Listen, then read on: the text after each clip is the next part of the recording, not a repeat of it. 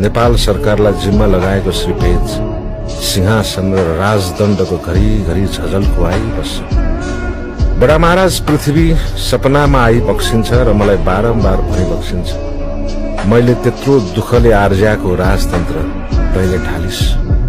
I think I am a bad king of bad times. इतिहासले मलाई गलत टाइमिङको कैदी बनायो। समयले मलाई छल गरेको छ। 2 पटक राजा भए र दुवै पटक ढले। पहिलो पटक राजा बन्दा केवल 3 वर्षको थिएँ। मोहन शमशेरले मलाई राजा बनाए, राणा तन्त्र ढल्यो। दोस्रो पटक नेपाल सरकारले मलाई राजा बनाए, राजतन्त्र नै ढल्यो। राजगद्दीमा एक पटक बसिसकेको त्यो बालकको अवचेतन मनको साइकोलोजी कस्तो हुन्छ?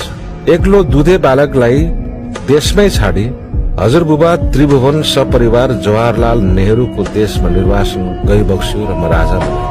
दाजु वीरेन्द्र पनि मलाई छाडी सपरिवार मृत्युको देशमा निर्वासन गइबक्स्यो र म राजा बनाए। पटक पटक त्यस्तो कागताली किन भयो यस्तो कागताली? सबैले छाडी गएपछि म रोजिन्छु र राजा बनाइन्छु।